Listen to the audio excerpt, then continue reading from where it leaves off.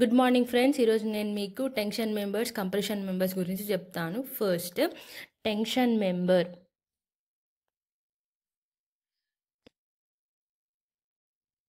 Tension member అన్న టై అన్న ఒకటే.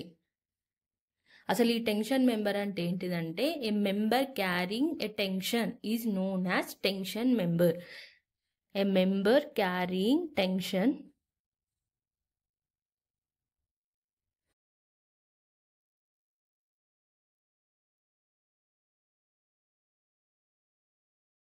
ఈ నోన్ యాజ్ టెన్షన్ మెంబర్. దీన్ని మనం టెన్షన్ మెంబర్ అని అంటాం. అంటే నేను మీకు సింపుల్గా చెప్తాను. టెన్షన్ మెంబర్ అంటే, ఫర్ సపోజ్ మనం ఒక రూఫ్ డ్రా చేసుకుందాం.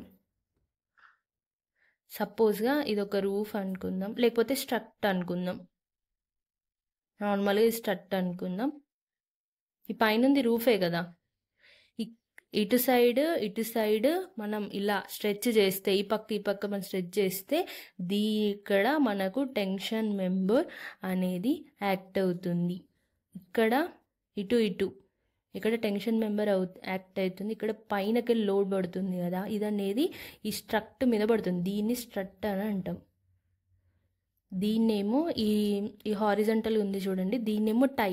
ఇక్కడేమో టెన్షన్ మెంబర్ యాక్ట్ అవుతుంది. ఇక్కడ ఇలా ఉంది చూడండి, ఇంక్లైన్డ్గా, దీన్ని ఇంక్లైండ్ అంటారు. ఈ ఇంక్లైండ్ ఏమో స్ట్రక్ట్ అంటారు. ఇక్కడేమో కంప్రెషన్ మెంబర్ అనేది యాక్ట్ అవుతుంది. ఇలా ఇక్కడేమో టెన్షన్ మెంబర్, ఇక్కడేమో కంప్రెషన్ మెంబర్ యాక్ట్ అవుతుంది. ఈ టెన్షన్ మెంబర్స్ అనేవి రూఫ్స్కి, బ్రిడ్జెస్కి, టవర్స్కి అప్లికేషన్ అవుతుంది. మళ్ళీ ఒక బిల్డింగ్కి బ్రాస్ మెంబర్స్. బ్రాసింగ్ అంటే ఏంటిదంటే, ఫర్ సపోజ్ ఇది బిల్డింగ్ అనుకుందాం.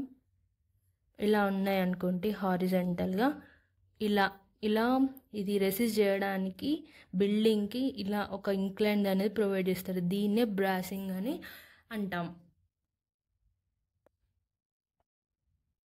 ఇప్పుడు టైప్స్ ఆఫ్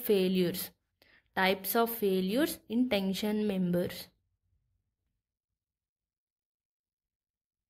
టెన్షన్ మెంబర్స్లల్లో ఫెయిల్యూర్స్ అనేది ఎక్కడ వస్తాయి? ఫస్ట్ వచ్చేసి gross section yielding. Gross section yielding అంటే ఏంటిదంటే, ఫర్ సపోజ్ ఇది ఒక మెంబర్ అనుకుందాం. ఈ మెంబర్ మీద టెన్షన్ అంటే ఏంటిది? హారిజంటల్గా యాక్ట్ అవుతుంది. అంటే హారిజంటల్గా అది అనేది రెసిస్ట్ అవుతుంది. ఇప్పుడు సపోజ్గా ఇది అనేది ఒక మెంబర్ అనుకుందాం. దీనిపైన ఇలా వర్టికల్గా లోడ్ అనేది యాక్ట్ అయినప్పుడు ఆ మెంబర్ అనేది, స్ట్రక్చర్ అనేది ఫ్రాక్చర్ అన్న అవ్వచ్చు, అంటే ఇరిగిపోవచ్చు, లేకపోతే అది యూజ్ కాకుండా కావచ్చు. కొన్నిసార్లు టెన్షన్ మెంబర్ అనేది ఇలా ఫెయిల్యూర్ అవుతుంది అని చెప్తుంది. గ్రాస్ సెక్షన్ ఈల్డింగ్ అంటే అది. నెక్స్ట్ ఏంటిదంటే నెట్ సెక్షన్ రప్చర్.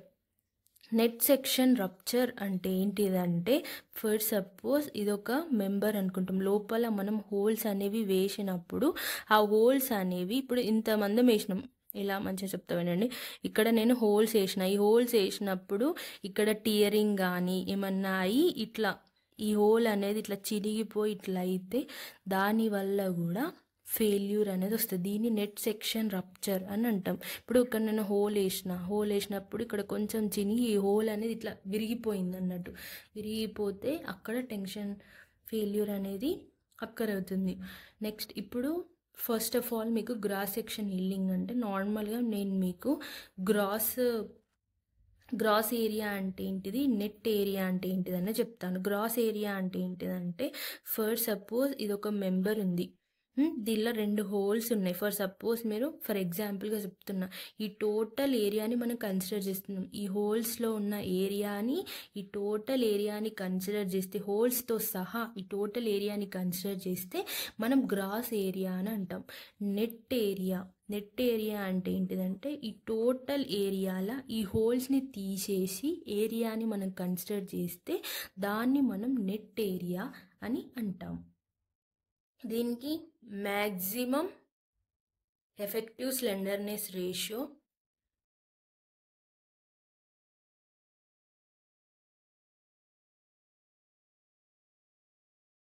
ఏముంటుందంటే, effective length by radius of గరేషన్.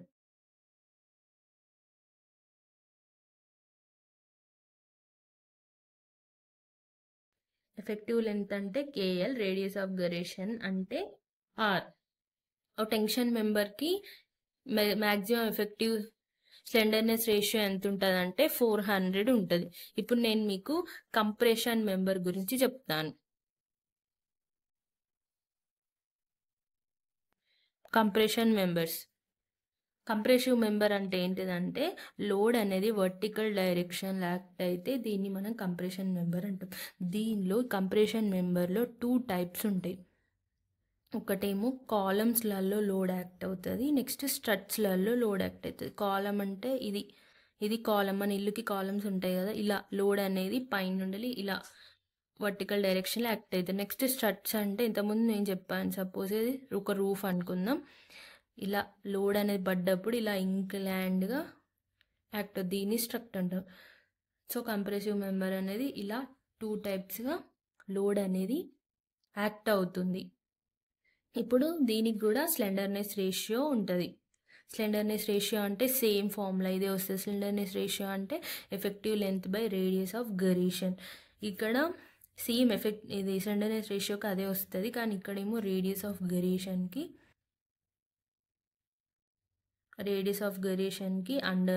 √I/A, moment of inertia A అంటే ఏరియా ఆఫ్ క్రాస్ సెక్షన్ వస్తుంది.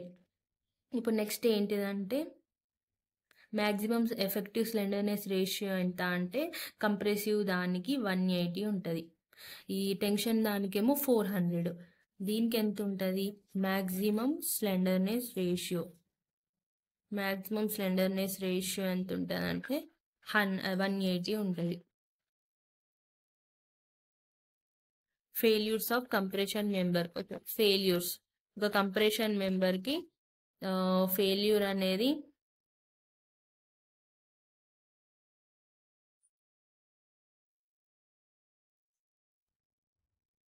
ఇప్పుడు ఇది ఇలా ఉందనుకో, లోడ్ అనేది ఇలా యాక్ట్ అవుతుంది కదా,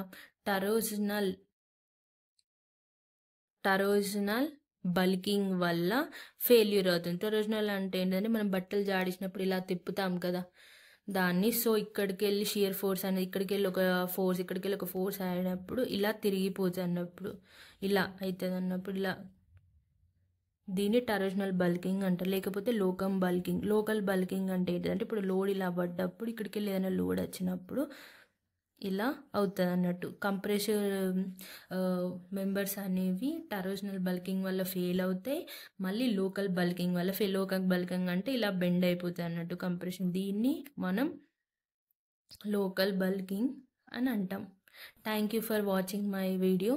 ఒకవేళ మీకు అర్థమైతే నాకు కామెంట్లో అర్థమైంది అని కామెంట్ చేయండి. ఒకవేళ మీకు అర్థం కాకపోతే అర్థం అవ్వట్లేదు అని కామెంట్ చేయండి. నేను ఈ యూట్యూబ్ ఇక్కడికే స్టాప్ చేయాలనుకుంటున్నాను. ఇన్ కేస్ మీకు అర్థమైతే నేను కంటిన్యూ చేస్తాను, ఒకవేళ అర్థం కాకపోతే నేను ఇక్కడికే ఇది స్టాప్ చేస్తాను. Thank you for watching.